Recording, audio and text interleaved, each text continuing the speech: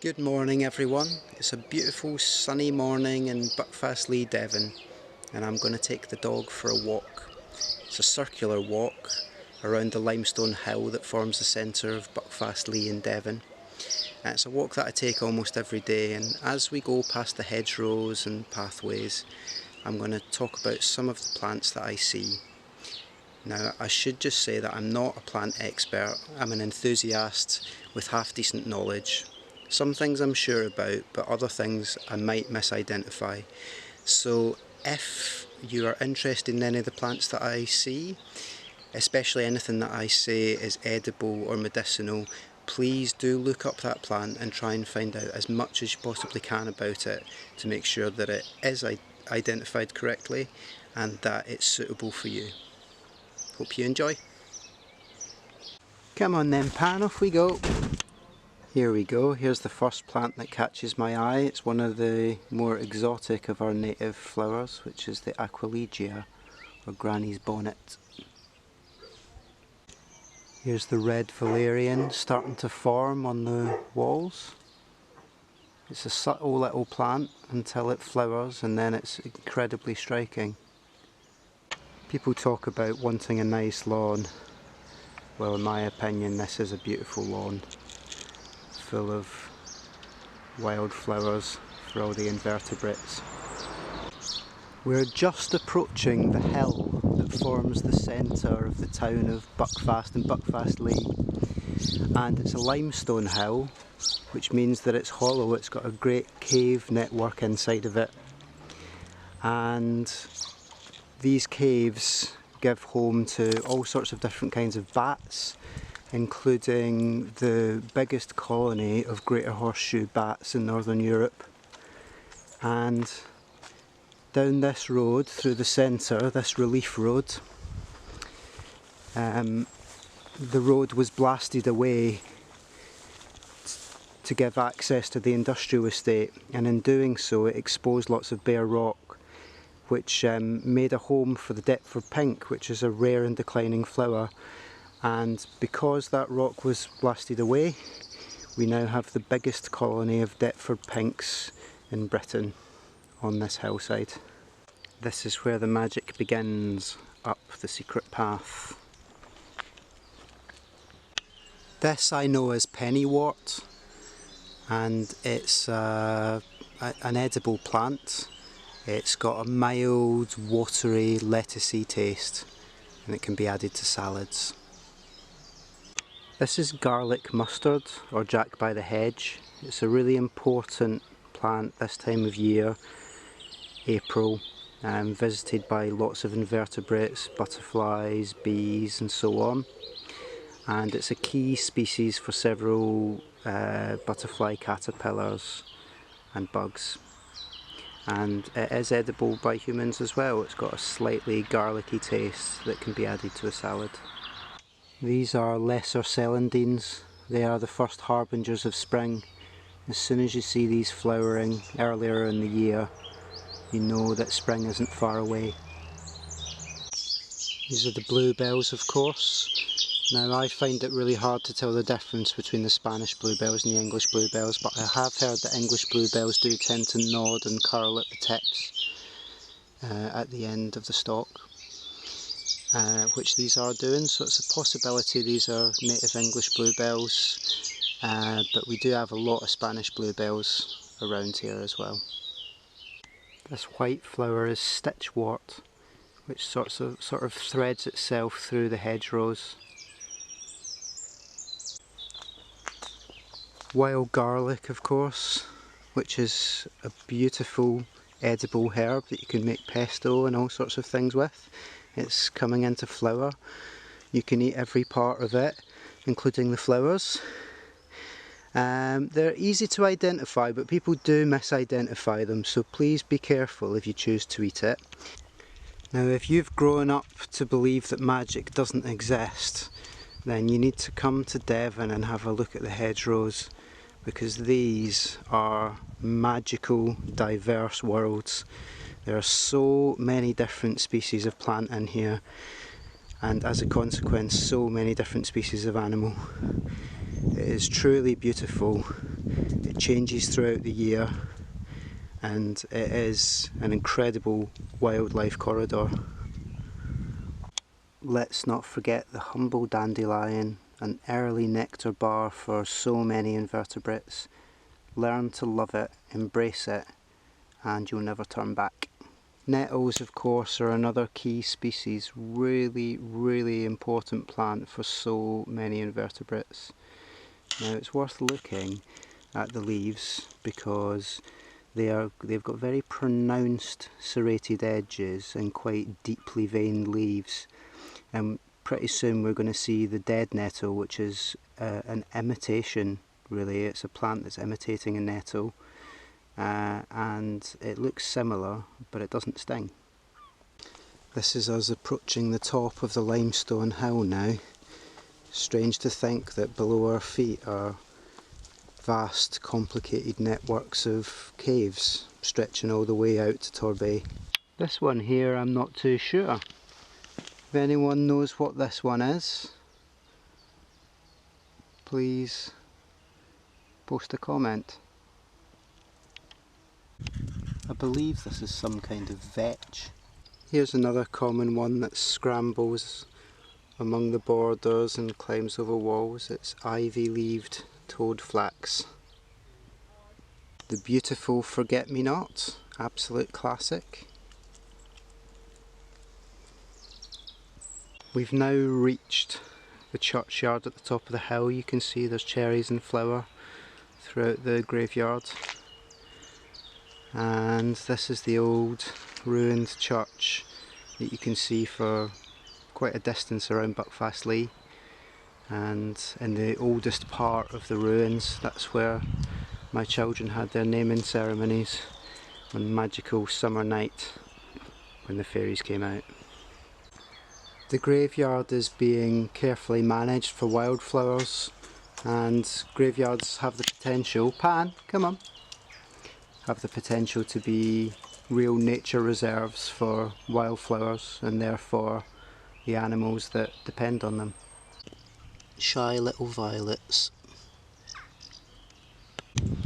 It's kind of amazing to think about what hedgerows are. They're really a huge mix of different tree species, all growing up together in a sort of controlled way. And if they were just left to their own devices forever, they would eventually transform into forest, out-competing each other.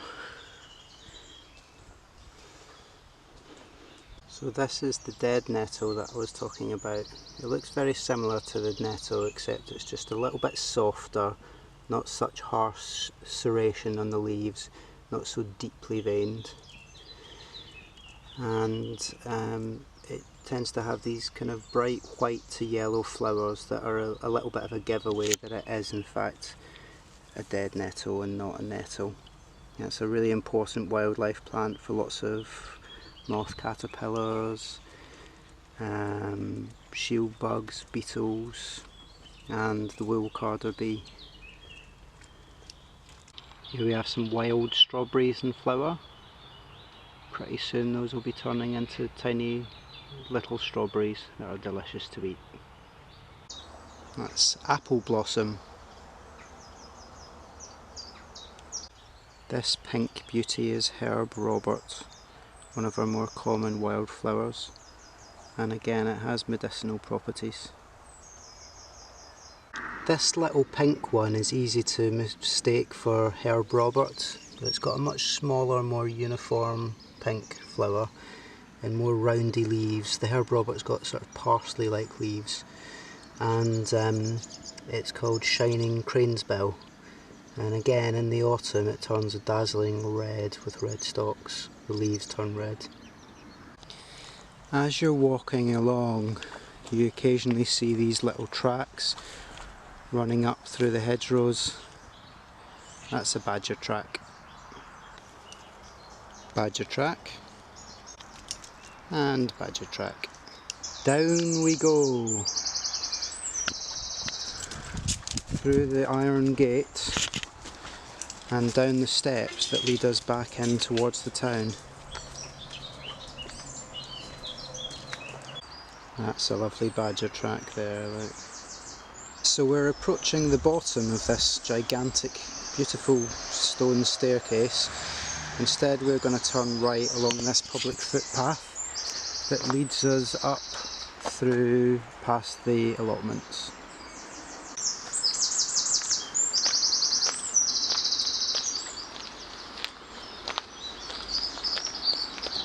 More jack by the hedge, or garlic mustard. Again, here's a dead nettle. This one's got a much yellower flower. I don't know if it's a slightly different species, but again, no sting. So here is a lovely stand of dead nettles, and then down there you can see a normal nettle coming through. So you can see it's a little bit more striking in its patterning and its shaping. And from here we get a beautiful view over the town.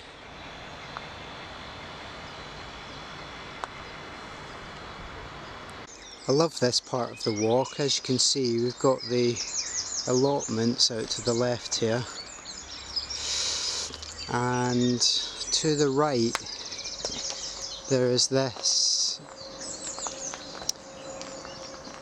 fenced off area which is very wild but also very mixed, and that all adds up to a really good wildlife sanctuary. Now these leaves here will later in the summer sprout ragwort flowers. Now I want to be a spokesperson for giving a bit more love to ragwort because it's a much reviled plant, and it's reviled because it has a reputation for killing livestock. It does kill livestock, but that's when it is dried in hay, and generally speaking animals will avoid the fresh plant when it's present in a field. And it's a completely necessary plant. You know, species have evolved alongside this plant for hundreds of thousands, maybe millions of years, and there are species that completely depend on ragwort, like the cinnabar moth caterpillar. So we have to make room for it. We can't just keep on taking it out everywhere we go. These are the first elder buds starting to form. They'll open up into beautiful fragrant elder flowers, which you can use to make cordial and so on. And if they're left later in the year, they will make elderberries. That is a foxglove, and you can just see the flower spikes starting to come out the top. We're starting to pick up some of the sounds of the factories below. We've come full circle to behind the relief road that leads to the industrial estate.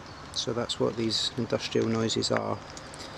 And along here we've got a beautiful stand of this lovely summer plant, which is red campion, which you can identify with its kind of heart-shaped petals. This is plantain, which again I understand to have lots of medicinal properties, and these long stripy leaves are the leaves of the plantain. This is a kind of vetch, which is a legume like peas and beans. You can see it grows in a similar sort of way with these little hooking tendrils that are looking for something to grab onto, and they'll just climb up through that bank. This gorgeous silvery soft plant here is a mullein, I believe. I'm 95% sure about that, which will grow a big yellow flower plant. And again, it has medicinal properties. It can be used for cough mixtures and all sorts of other things. This feathery one is Achillea or yarrow. It's a wild yarrow with a beautiful tall white flower. As you come back out of the industrial estate and join back up with the relief road, you see this huge bank here which is threaded with thousands of oxeye daisies. although they aren't in flower yet. These, if I'm not much mistaken, are oxeye daisies. Much bigger than your ordinary garden daisy. This is the very beautiful ground ivy, which has lovely orchid-like flowers on it. This is the limestone hillside along the Relief Road, which is a perfect place for the Deptford pink to grow, as it doesn't have to compete with many other wildflowers. So that's it. I hope you enjoyed that little walk with me and Pan. Did you enjoy yourself, Pan? Yeah. Catch you again soon for a little bit more nature.